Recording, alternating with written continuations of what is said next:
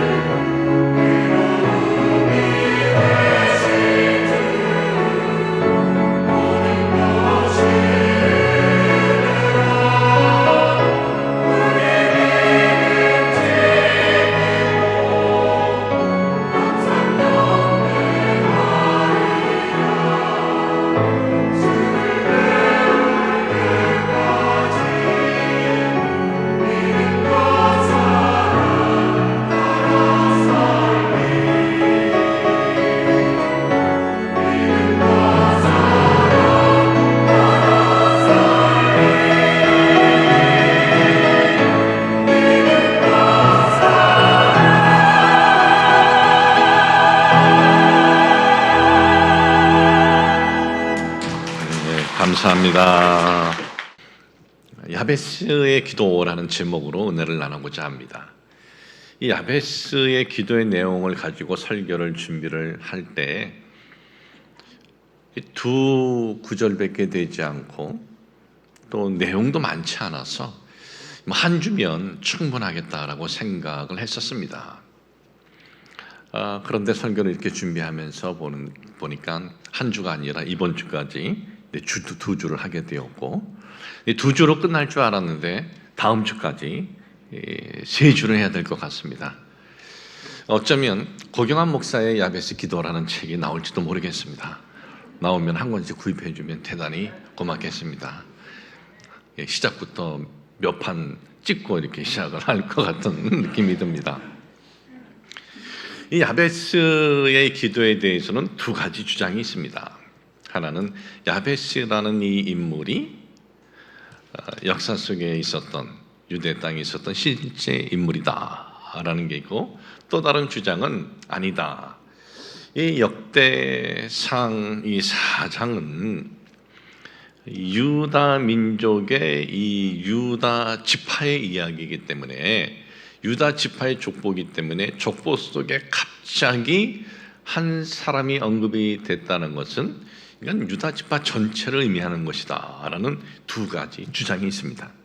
그러니까 이 야베스의 이 기도에 대한 이 구절은 그가 역사 속에 실제 있었던 인물일 수도 있고 아닐 수도 있습니다. 또는 이 내용이 남유다 왕국의 유다 지파의 그것을 의미하는 것일 수도 있고 아닐 수도 있습니다. 그런데 이건 전혀 중요한 것이 아닙니다. 전혀 중요한 것이 아닙니다. 한 개인이든 이것이 한 국가든 별 의미가 없어요. 여기에서 가장 중요한 핵심 의미는 뭡니까? 성경에서 이런 사람을 귀중한 자라라고 했다는 것, 그리고 그가 주께 구했더니 주께서 허락하셨다는 것, 이것이 중요한 거예요. 그러니까 우리는 이게 한 국가든 아니면 한 개인이든 이것보다 이 성경을 통해서 우리에게 말씀하시는 것이 뭐냐, 성경에서 말씀하는 귀중함의 그 삶이 이것이다라는 것을 우리가 붙잡고 우린 귀중한 삶을 추구하면 되는 거예요. 그리고 이렇게 기도하면 주께서 허락하신다라는 이 내용을 우리가 발견해서 주께로부터 허락받는 기도를 드리면 되는 겁니다. 우리는 지난 주일 성경에서 인정받는 귀중한 자의 모습이 무엇인지에 대해서 말씀을 통해서 보았습니다. 이 성경에서 인정을 하는 귀중한 자는 누굽니까? 이 세상에서 인정하는 귀중한 자는 뭔가 다른 사람들이 희망하고 원하는 것을 아주 넘치게 받은 사람이 귀중하다, 존귀하다 생각하는데, 이 성경에서는 그렇게 말씀하고 있지 않습니다. 자신의 삶의 환경이 고통이고, 그리고 고통의 그 소리를 들으면서 살지라도 나의 삶의 환경은 왜 고통뿐인가, 그리고 나는 왜 고통이라는 그 이름의 고통덩어리로 불리우는가 하면서 자신의 삶에 대해서 원망 또는 포기 또는 어떤 분노가 아니라 하나님께 소망을 갖고 나와서 부르짖는 것, 이것이 성경에서 말씀하고 있는 귀중한 삶의 모습이다라는 거예요. 그러니까 성경은 삶의 환경이 고통이고 주위에서 고통덩어리라고 조롱하고 놀림을 당해도 하나님께 소망을 갖고 하나님 앞에 나와 간절히 부르짖는 삶이, 이것이 귀한 삶이다, 이것이 존귀한 삶이다라고 인정하는 거예요. 도대체 왜 그럴까? 왜 우리의 기준하고 이렇게 틀려요? 우리의 기준은 이 사람이 얼마나 높은 자리에 있느냐, 얼마나 가졌느냐, 얼마나 그가 명예가 있느냐, 얼마나 유명하냐, 이건데 성경은 전혀 그렇지 않아요. 도대체 왜 그럴까요? 기도는요, 이 세상의 그 무엇보다도 귀중하고 이 세상의 그 무엇보다도 존귀하신 하나님과의 만남이기 때문에 그런 거예요. 만남이기 때문에. 여러분, 한 나라, 한 제국에도 보십시오. 그 제국의 최고 권세자와 오랫동안 만난다 하면은 그 사람이 어떤 사람인지 몰라도 다 비상에 걸리는 거예요. 야, 저 사람 뭔가 중요하구나, 그런 생각을 갖는다는 거예요. 그러나 하나님은 어떤 분입니까? 이 세상에 그 무엇하고 비교할 수 없는 존귀한 분이에요. 근데 그분과의 만남을 갖는 거, 이것이 바로 성경에서 말씀하고 있는 귀중한 삶의 모습이다라는 거예요. 이 야베스는 유다 민족이에요. 하나님으로부터 선택된 이스라엘 민족, 아주 중요하고 존귀한 민족입니다. 그런데 그들 중에 더 중요한 이가 있다 이거예요. 그게 누구예요? 귀중하신 하나님, 존귀하신 하나님께 나와 부르짖어 기도하는 사람이다라는 것입니다. 여러분, 우리는 예수 그리스도를 믿고 제사함을 받고 구원받아서 하나님의 자녀가 되었습니다. 그래서 예수 그리스도를 믿는 사람들은 모두 다 귀중한 사람들이에요. 그러나 그들 중에 더 귀중하고 존귀한 사람이 누구냐? 귀중하시다고 또 존귀하시는 이 하나님께 나와 부르짖어 기도하는 사람이라는 것입니다. 외적으로 볼 때, 그러니까 세상적 기준으로 볼 때 귀중한 것이 없는 것 같고 존귀하신 것이 없어 보이십니까? 성경은 이렇게 말해요. 괜찮다, 그런 거. 귀중하신 하나님, 존귀하신 하나님과의 만남의 삶을 살아가는 이가 성경에서 인정하는 귀중한 삶의 모습이고 존귀한 삶의 모습이다라는 것을 잊지 마시길 주님의 이름으로 축복을 합니다. 이렇게 볼 때 우리가 주님 앞에 이렇게 기도하는 것, 이제 우리 교회가 곧 다니엘 기도회를 이제 또 시작을 하는데, 기도하는 것, 또 주일날 이렇게 와서 예배드리는 것, 이것은 우리에게 있어서 손해가 아니고, 이것은 우리에게 있어서 영광의 시간이고 특권의 시간이고 축복의 시간이다라는 것을 여러분들이 깨달으시기를 바랍니다. 이 야베스, 태어날 때부터 이 고통을 불러오는 자라는 그런 이름을 들으면서 살았어요. 그런데 그는 어렸을 때 그러니까 뭘 잘 판단하지 못하고 사고하지 못했을 때는 사람들이 놀림조로 조롱조로 야베츠, 이 고통을 가져오니 이렇게 불러도 별 그렇게 마음에 어떤 상처가 없었어요. 그런데 그가 이제 생각을 하고 사고를 하고 하는 나이가 되었을 때 어땠을 것입니까? 어땠을 거예요? 아주 큰 상처였을 것입니다.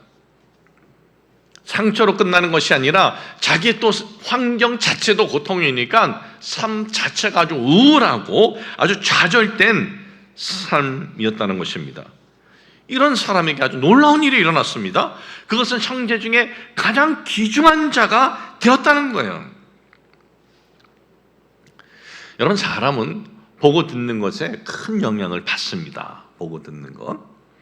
야베스, 보이는 것이 뭐예요? 다 고통의 환경이었습니다. 듣는 것이 뭡니까? 고통을 불러온다는 그런 그 자신의 이름을 들으면서 살았습니다.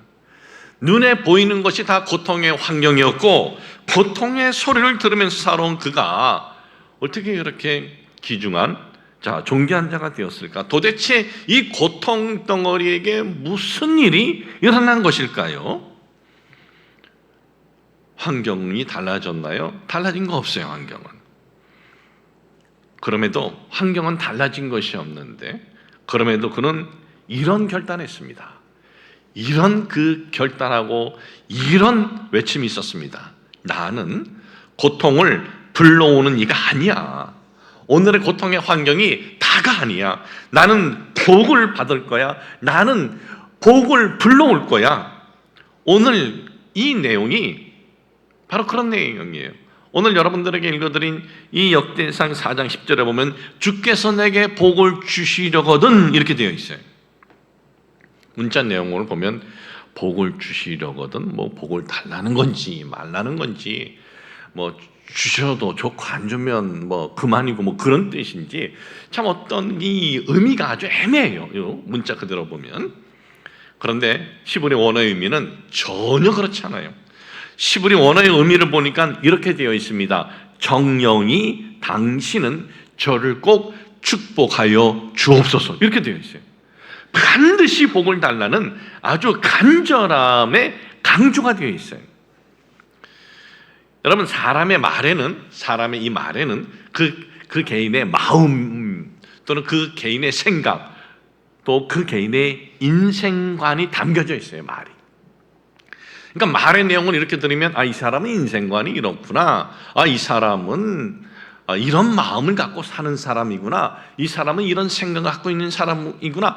우리가 그 마음을 열어서 볼 수는 없어도 말을 들으면 우리가 알 수가 있어요. 그러니까 부정적인지 긍정적인지 선한 마음인지 악한 마음인지 그가 어떤 내용의 말을 하는지 들어보면 알 수 있어요. 악한 사람은 내뱉는 말이 악한 말입니다. 부정적인 사람은 내뱉는 튀어나오는 것이 부정적이에요. 부정적인 것으로 꽉 찼기 때문에 교회를 사랑하는지 그거 쉽게 알 수 있어요. 어떤 말이 그 속에서 튀어나오느냐 그 내용을 들어보면 알 수 있습니다. 마음에 거짓이 꽉 찼는지 말의 내용을 들어보면 알 수 있어요. 거짓을 습관처럼 하는 사람은 그 마음에 거짓이 꽉 들어차 있는 거예요. 이 야벳은 반드시 복을 달라고 하는 이 기도의 말은요, 이 기도의 말은 어떤 의미냐? 하나님께서 자신에게 복을 주실 수 있는 분이라는 생각이 티쳐 있는 거예요. 마음이 차 있는 거예요. 그렇기 때문에 정녕 저에게 복을 꼭 주시옵소서 이렇게 기도할 수 있었던 거예요. 내 부모는, 내 조상은 고통을 주고 나를 고통이라 불러 하였지만은 하나님은 복을 주십니다 라는 그 마음의 그 속이 있었기 때문에 하나님께서 꼭 복을 주시옵소서 이런 기도가 있었다는 거예요. 야베스 그는 어떻게 이렇게 하나님 앞에 정령 복 주세요 이렇게 할 수가 있었을까? 그 근거가 뭘까요? 성경에 보면 야베스라는 사람은 다른 사람들보다 이렇게 하나님 앞에 뭐 헌신적인 것이 있었더라 하면서 쭉 나오면 아 이렇게 헌신했으니까 이렇게 기도할 수 있었구나 하는데 도대체 그런 내용도 없이 왜 이 내용만 나오는데도 하나님께서 그를 구하는 것을 들어주셨을까? 그것은 그는 자신의 정체성을 알았어요. 정체성을 잃지 않았다 이거예요. 정체성. 그러니까 나는 하나님의 선택된 이스라엘 백성이다. 이 정체성에 있어요. 정체성. 그래서 오늘 읽어드린 역대상 이 4장 10절에 보면 야베스가 이스라엘의 하나님께 아뢰요 했을 때 성경에 보면 하나님에 대해 앞에서 이스라엘 하나님이 언급한 것은 우리를 선택하신 하나님이다 라는 그런 강조함이 있는 거예요. 그러니까 자신의 정체성을 언급을 한 겁니다. 저는 하나님으로부터 선택된 이스라엘 백성이에요. 하나님 그래 나에게 복을 주세요. 반드시 주세요 그런 거예요. 그러니까 이 사람이 구한 건 아주 담대한 구함입니다. 자신이 하나님으로부터 선택되었다는 정체성을 붙잡고 이런 담대한 기도를 그는 드렸던 겁니다. 김두한이라는 사람이 있습니다. 제 나이 또래나 조금 밑에 또래나 위에 분들은 다 아는데 혹시 젊은 사람들이 모를까 봐 말씀드립니다. 모르는 분들은 집에 가서 장군의 아들 영화 보면 알아요. 김두한이라는 사람이. 그 어릴 때 이 부모의 보살핌 받지 못하고 살았어요. 아버지는 한 번밖에 보지 못했다 그랬습니다. 그 어려운 시절 그는 거지촌에 들어갔습니다. 거지촌에 들어가서 거지로 살았어요. 세월이 이렇게 흘렀습니다. 아주 타고난 체력으로 인해서 이 종로 지역에서 아주 주목세게 알아주는 그 시대 표현은 이제 건달이라 그래요. 요즘은 조폭이라 이제 그러죠. 그런 사람이 되었습니다. 뭐 하는 일은 장사하는 사람들에게 자릿세 받고 유흥업소 하는 사람들에게 그걸 이제 지켜준다는 보호해준다는 명목으로 또 보호세도 받고 다른 또 이 조폭 패거리들과 싸움을 하면서 사는 거 그게 전부였어요. 삼천부. 그런데 이 사람이 어느 날 소설가 그 유명한 그 소설가 박계주 선생님을 만납니다. 우리나라 소설 중에 순애보라는 소설이 있습니다. 이 순애보라는 소설은 그 시대 최고의 베스트셀러였고 지금까지도 한국 이 소설계나 출판계에 한 획을 그은 그러한 작품 중에 하나다라고 합니다. 이 박계주 선생님은 감리교 이용도 목사님의 영향으로 그리스도인입니다. 이 당시 순애보 모르는 사람이 없었어요. 그리고 이 김두한이라는 사람도 순애보를 읽으면서 눈물을 흘렸다라고 합니다.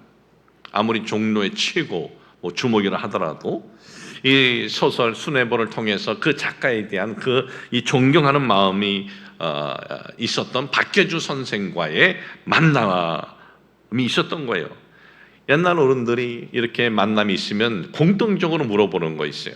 이 김두한 씨에게 물어봅니다. 그래 아버님 함자는 어떻게 되는가? 뭐 고향은 어디냐, 어디서 얼마나 살았느냐, 뭐 좀 더 깊이 가면 그래 할아버지 함자는 어떠냐, 뭐 이런 건 이제 족보부터 이렇게 물어보요, 옛날 어르신들은. 그런데 이 김두한 씨의 족보를 쭉 듣고 또 살았던 고향 이야기를 들으면서 이 박혜주 선생님은 놀라움을 금치 못하는 거예요. 왜냐하면 이 김두한의 아버지는 청산리 대첩에서 일본군을 대패시킨 그 유명한 독립운동가 김자진 장군인 것을 알게 된 것입니다. 자네 아버지가 누군 줄 아나? 자네 아버지는 우리 독립군의 영웅이셔. 청산리 대첩에서 일본군을 대패시킨 김자준 장군이셔. 자기가 누군지 알게 되었어요. 자기가 나는 독립군의 영웅 김자진 장군의 아들이라는 것을 알게 되었어요.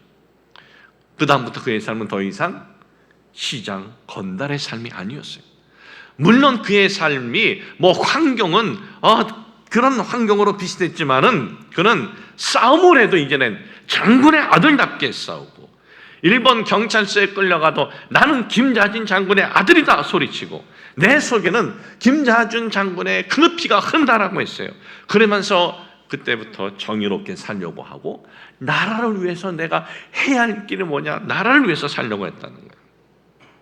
해방 후에 우리나라 국회의원도 이제 2번 하시죠. 거지요 깡패인 줄 알고 살다가 장군의 아들인 줄 알고 장군의 아들답게 살았다. 정체성이 이런 거라, 이거 정체성이. 그런데 그럼 야베스 당시 시대는 어땠느냐? 야베스 당시 이스라엘 백성들이 자신의 정체성을 잃었어요.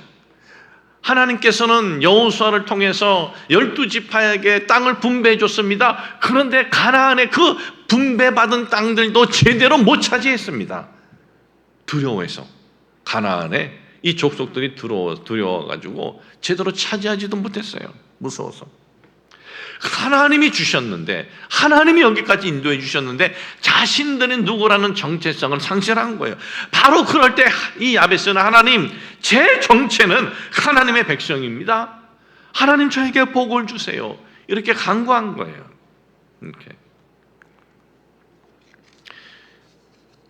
야베스의 기도에 대해서 어떤 분은 이런 얘기를 해요. 기복적이다라고 말을 해요. 기복적이다.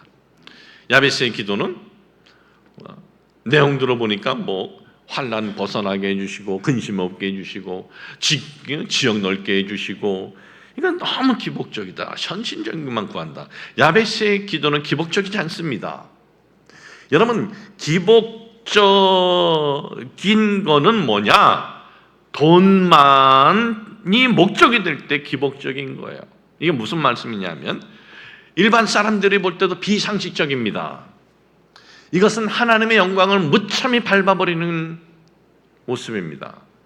이거는 정말 복음을 전하는데 문을 막아버리는 모습이에요. 그런데도 돈에만 목적이 될 때 그건 기복이에요. 아니, 기복 이상이죠. 아주 악복이죠. 이런 건. 야베스가 구하는 복은 기복적이지 않습니다. 비상식적이지 않습니다. 현실적이지만 비상식적이지 않습니다. 하나님 영광 가리지 않습니다. 영혼 구원 막지 않으면서 하나님 앞에 현실적인 문제를 가지고 복을 구하는 것 당연한 거예요. 이런 건. 성도 여러분, 우리가 우리 정체성을 알면은요, 하나님 앞에 인간적인 기도라고 해도 또 현실적인 기도라고 해도 이상한 거 아니에요. 하나님께 복을 구하는 건 이상한 것 아닙니다. 여러분, 우리 자녀들이 부모에게 뭐 달라고 할 때 그 이상한 거예요. 이거 달라고 해야 될까 말까, 그런 애가 이상한 거예요. 그런 애가. 줘, 아버지. 우리 딸들은요, 눈물도 피도 없어요. 내놓으라 이거예요. 자기 생일이래요. 너는 내 생일 또 뭐 해줬는데? 그런 건 상관없대. 나는. 그런데 내가 그랬으니 이거 할까 말까 하면 그냥 주워온 애일 확률이 높아요. 정체성이나 이런 거예요. 근데 왜 정체성에 대해서 왜 그렇게 우리가 의심을 하냐 이거예요. 그래서 사도 바울이 뭐라 그러는지 아세요? 로마서 8장 32절에 자기 아들을 아끼지 아니하시고 우리 모든 사람을 위하여 내주시니가 어찌 그 아들과 함께 모든 것을 우리에게 주시지 않겠느냐 그랬어요. 이게 우리의 정체성이다라는 것을 여러분 잊지 마시길 바랍니다. 우리를 영원한 고통에서 구원해 주시기 위해서 자기를 주신 하나님의 아들이다라는 거예요. 근데 그분께 우리가 저 이렇게 사업을 하는데 사업에 복을 주세요. 병으로 인해서 고생하는데 이 치료에 복을 주세요. 취업 좀 해주게 좀 복을 주세요. 우리 자녀들에게 복을 주세요. 이게 이상한 거예요? 당연한 거예요. 구하지 않은 게 이상한 거예요. 자기 부모에게 구하지 않은 것이 이상한 것처럼 하나님 아버지께 구하지 않은 것이 이상한 거예요. 너무 현실적인 것 같다. 너무 인간적인 것 같다. 여러분 우리가 뭐 인간이지 우리가 무슨 신비한 존재예요? 인간적인 것을 구하는 것은 인간이 당연한 거지요. 너무나 현실적인 것 구한다고 신비한 것 구하려면 저 산에 들어가서 살면 돼요.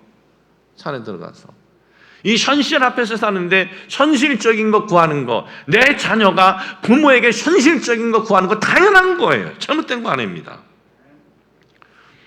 예수님께서 이제 이 땅에 오셔서 오신 이유도 아시죠? 목적이 우리를 위해서 십자가의 대속제물 되기 위해서 이 땅에 오신 그 예수님이 이런 말씀을 하셔요. 구하라, 구할 것이요. 찾으라, 찾을 것이요. 문을 두드리라, 열릴 것이요. 이 기도에 대한 내용이 이제 마태복음 7장에 하면서 이 말씀을 한 거예요. 그 시대 사람들이 뭘 구하겠습니까? 로마 식민지 사람들 생존을 위해서 구하는 것 아닙니까? 의료가 오늘 우리 시대처럼 이렇게 많이 발달되어 있지 않은 시대에 뭘 구하겠습니까? 치료를 구하지 않겠습니까? 그런 구하라 이거예요. 그거. 그 시대 사람들 구하는 내용 대부분이 복이에요. 복 주세요. 건강에 복 주세요. 먹고 살 복 주세요 이거예요. 여러분 하나님의 복이 뭐냐? 하나님의 복. 우리의 능력으로 할 수 있는 거, 우리의 재능으로 할 수 있는 거 우리가 하나님께 구하지 않아요. 이 물이 있어요. 물이 있는데 하나님 요 물을 내 입에 넣어주세요. 이런 기도 안 해요. 내가 할 수 있으니까. 우리가 할 수 있는 것들은 우리가 해요. 그러나 우리가 할 수 없는 것들이 있어요. 그러니까 우리가 할 수 없는 것들, 우리 능력으로 안 되는 것들, 우리 재주로 안 되게 하나님 저 좀 도와주세요. 저 좀 복 주세요. 그러는 거예요. 우리를 위해서 독생자 예수 그리스도까지 십자가의 대속제물로 내어주신 하나님 저를 좀 도와주세요. 이 부분에서 제가 할 수 없네요. 하나님 치료해 주세요. 하나님 저를 도와주세요. 하나님 우리에게 선물로 주신 아들 딸들을 복 주세요. 여러분 부족하고 연약한 인간은 우리가 하나님 앞에 나와서 이런 인간적인 기도, 이런 현실적인 기도하는 것 당연한 겁니다. 내가 하나님 앞에 뭐 좀 드린 것도 없고 헌신한 것도 없는데 너무 뻔뻔한 것 아닌가? 여러분 자식이 부모에게 뭐 구할 때 뻔뻔하게 구하지 뭐 계산해서 구해요? 아닙니다. 정체성을 바로 여러분 회복하십시오. 야베스라는 사람 하나님 앞에 뭐 했다 뭐 그런 거 없잖아요. 물론 성경에 보면 시스기야가 기도할 때 하나님 내가 정말 하나님을 위해서 이런 일을 했습니다 하면서 하나님 앞에 눈물로 기도했을 때도 하나님 응답하셨지만은 솔직히 그런 헌신이 없었어도 나의 정체성은 하나님의 자녀다라는 확신을 가지고 우리는 구할 수 있는 겁니다. 하나님은 헌신하고 구하는 사람의 기도도 들어주시지만 그런 일은 없어도 내 정체성에 대한 믿음을 가지고 기도하는 기도도 응답해 주신다는 걸 잊지 마시길 주님의 이름으로 축복을 합니다. 저는 한 13, 14년 전부터 그러니까 우리 교회에서 목회한 지 한 10년 지나고 지금 23년째니까 23년이 넘었으니까 13, 14년 전부터 하나님 앞에 굉장히 좀 인간적인 기도, 현실적인 기도를 드렸습니다. 어떤 내용의 기도냐면 제가 우리 교회 왔을 때 우리 여기 이제 상록 빌딩에서 예배를 드렸는데 우리 다음 세대들은요 어디서 그때 예배 드렸냐면 지하에서 예배 드렸어요. 지하도 공간이 작은데도 반은 식당으로 썼고 그리고 한쪽은 또 어떤 기관에서 또 썼고 나머지가 우리 다음 세대 취학부, 미취학부 애들이 거기서 예배를 다 드렸어요. 물론 그 당시 뭐 교회 학교 숫자도 많지 않아서 그랬지만 아주 너무 협소했죠. 늘 그거에 대한 부담감이 있어서 우리가 뭐 새롭게 할 때 제가 제일 먼저 우리 아이들의 공간부터 생각을 하면서 이제 그렇게 하나둘 해 나갔는데, 근데 교회가 이제 부흥이 이렇게 되면서 교회 학교도 뭐 크게 부흥이 되었어요. 크게.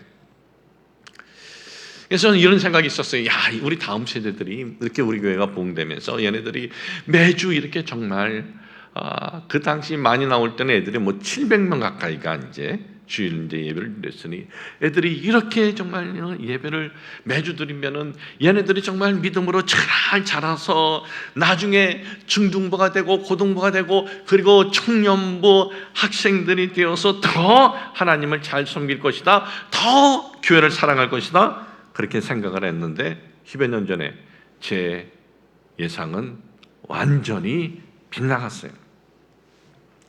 이 다음 세대 얘네들이 자라면서 더욱더 하나님 사랑하고 교회 사랑하고 그런 것이 아니었어요.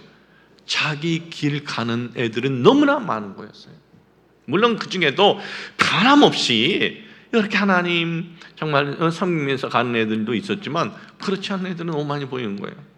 도대체 뭐가 문제냐? 이게 뭐가 문제지? 교회 학교 우리 교사 선생님들도 아주 열심히 애쓰면서 주일날 와서 봉사하고 또 교육자님들도 애쓰면서 그런데 이게 뭐가 문제야? 근데 나중에 그걸 깨닫게 되었습니다. 10몇 년 전에 깨달음이었어요. 이거는 정말 저럴 수밖에 없었구나. 왜냐하면 얘네들이 일주일 내내 딴 데 있다가 1시간 빼꼼 교회 왔다 가는 거예요. 잠깐 왔다 가는 거예요. 그럼 걔네들이 일주일 내내 있는 데는 어디예요? 학교인데 그 당시부터 우리 대한민국 정부에서 교육부에 지침 내렸어요. 학교에서 선생님들 애들에게 기도하는 거 하지 마라. 성경 말씀 믿음 하지 마라. 여러분 그 당시 선생님들이 믿음 있는 선생님들은 애들이 있으면 기도해주고 성경 말씀도 해주고 교회 가게 하고 그랬는데 그걸 다 막아버린 거예요. 종교 활동하지 마라 그런 거예요. 근데 여러분 선생님들 중에 불교 신자가 아이들에게 뭐 이런 거 하겠어요? 안 해요. 애들에게 신앙적인 거 말하는 것은 크리스천 선생님밖에 그걸 다 막아버린 거예요. 교육은 어떻습니까? 진화론 교육을 하는 거예요. 그런 애들 그렇게 일주일 내내 있다가 교회 1시간 왔다 가는 애들이 신앙으로 잘 세워지고 기독교 가치관 인격 세운다? 이것은 모세가 홍해를 가르는 기적과 비슷한 거예요. 그렇게 되지 않는 거예요. 그때 깨달은 것이 앞으로 한국 교회가 딱 보이는 거예요. 아무리 교회를 크게 줘도 텅 비게 되는 건 3, 40년 하면 끝난다. 이건 가망이 없다. 그 아이들, 얘네들을 일주일 내내 기도해 주면서 기독교 가치관을 주면서 얘네들을 정말 세우는 그 길밖에 없다. 제가 13, 4년 전에 깨달았는데 문제는 뭐냐면 이 학교라는 거는요 계속 투자해야 되는 거예요. 계속 끝없이 투자해야 돼요. 학교에서 무슨 뭐 돈을 번다 그건 있을 수 없어요. 계속 투자해야 되는데 땅도 필요하고 돈도 필요하고 지속적인 경제적 뒷받침이 필요한데 우리 동네가 부안 동네가 아니잖아요. 부안 동네가 정말 몇 년 전부터 이 화정이나 여기가 조금 뭐 좀 아파트 값이 좀 상승했지 예전에는 우리가 일산보다 서울이 더 가까운데 왜 여기가 더 싸냐 이거예요. 안 그래요? 여기가 더 비싸야지. 그래서 좀 기도했어요. 여기가 더 비싸지 않으면 왜 저기가 더 비싸냐고. 일산에 있는 분들 시험 들지 마시고 같이 비싸지는 거예요. 우리는 아무리 세상이 경제가 안 좋다 그래도 우리 교회는 별로 경제가 안 좋진 않아요. 왜? 크게 경제 활동하는 분이 없어요. 별로. 그러니까 이거 뭐 답은 보이는데 어떻게 할 수가 없는 거예요. 그런데 또 한편으로는 지금도 10여 년 전에 우리가 이렇게 잘 되는데 뭐 걱정인가? 내가 목회할 때까지는 아무 걱정이 없는 거예요. 그냥 뭐 이렇게 가면 되지. 근데 어느 날 아니다.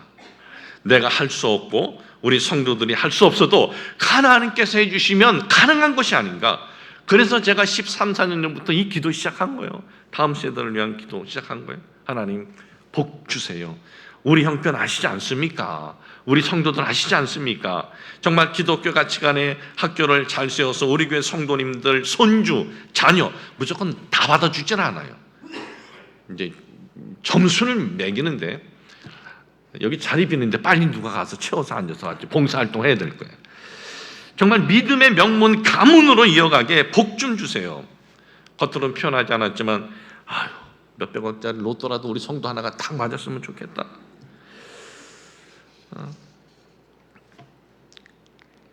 그렇게 수년 동안 기도했어도 환경은 그대로였어요. 환경 그대로였다고 기도를 멈출 수 없는 거예요. 계속 기도해 가는데 어느 날 정부가 이제 발표를 하는데 우리 그 야당동에 있는 바로 그 앞에 우리 기도원 수련원 앞에 뭐 여기 생긴다라는 정부의 발표가 나오고 그때 어느 때는 뭐 하루에 3템이 저를 찾아왔어요. 그거 팔라고 큰 돈을 주니까 지금까지도 연락이 와요. 근데 저는 아무리 연락이 와도 지금까지 눈 하나 깜빡 안 해요. 돈이 필요 없는데 왜 파냐. 그리고 우리가 함께 이렇게 딱 이런 우리 교회 사역을 하면서 한 번도 작정하지도 않고 그 어떤 외부의 도움도 이런도 없는데 우리 자체적으로 성도들이 정말 작정한 안에서도 기도하고 또 은행에서 이제 제출 빌리고 하면서 왔는데 그것도 다 이제 갚게 되면서 우리가 4년 전에 지금 고향 경찰서 뒤에 땅이 그때까지 안 팔리고 있었던 거예요. 벌써 누가 샀을 텐데. 그래서 얼른 샀죠. 그리고 이제 곧 올해는 설계를 선택을 해서 설계를 시작을 할 것입니다. 여러분 제가 왜 이 내용을 여러분들에게 말씀드리느냐. 10여 년 전 가망이 없다고 그저 그 당시 상태로 그냥 가겠다 했으면 어떻게 되었을까? 아무 일도 일어나지 않았을 거예요. 그러나 하나님 저희 힘으로 안 됩니다. 하나님 복 주세요. 우리 성도들 복 주세요. 하나님 앞에 복을 구한 게 얼마나 다행인지 몰라요. 요즘 기도가 좀 바뀌었어요. 하나님, 저 제주도에 서울의 강남 지역에 있는 분들이 서로 보내려는 학교가 뭐 2개인가 있다는데 우리 학교가 세워지면 그 학교보다 조금 더 좋아지게 하여 주옵소서. 빛나게 하여 주옵소서. 좀 그렇게 기도해요. 우리는 앞으로 설계하고 건축하면서 작정하지 않습니다. 하나님 여러분들이 기도하면서 우리 교회가 이 사역을 하는데 내가 부담이 되지 않고 감사하는 마음으로 여러분들이 그냥 하고 싶은 만큼만 하면 되는 거예요. 여러분 하나님께 구하는 복은 내가 할 수 없는 것 하나님이 주실 수 있다는 믿음을 갖고 구하는 겁니다. 야베스는 그런 복을 구한 거예요. 야베스는 그런 복을 구한다는 것이 이 사람에게는 쉽지 않았어요. 제가 이 야베스라는 사람을 추적을 하면서 이제 다음 주에 얘기를 할게요. 오늘 하려면 또 시간이거든요. 다음 주에 얘기만. 이 사람은요, 이 복 구하는 게 쉽지 않았어요. 지역, 이 땅 구하는 건 쉽지 않아요. 큰 데인데 구했고 받았어요. 저는 우리 교회 모든 성도님들 야베스가 구한 것처럼 정말 하나님만이 주실 수 있습니다라는 이 믿음을 가지고 복을 구해서 하나님께 허락됨 되시기를 주님의 이름으로 축복을 합니다. 하나님 아버지, 우리가 세상 기준이 아니라 성경적 기준인 정말 존귀케 되고 기준케 되는 그런 인정받는 삶이 존귀하신 하나님, 귀중하신 하나님과의 이 대화의 기도에 있다는 것을 잊지 않게 하여 주옵소서. 우리 정체성을 잃어버렸다면 오늘 정체성 회복의 은혜가 임하게 하여 주옵소서. 하나님 앞에 복을 구하는 건 내가 할 수 있는 거 구하는 거 아닙니다. 내가 할 수 없기 때문에 하나님 앞에 구합니다. 하나님, 우리 교회에 복을 주시고 우리 성도님들에게 복을 주시옵소서. 오늘도 우리가 구할 때 성령님이여 성령님께서 우리를 도와주옵소서. 예수님의 이름으로 기도합니다. 아멘.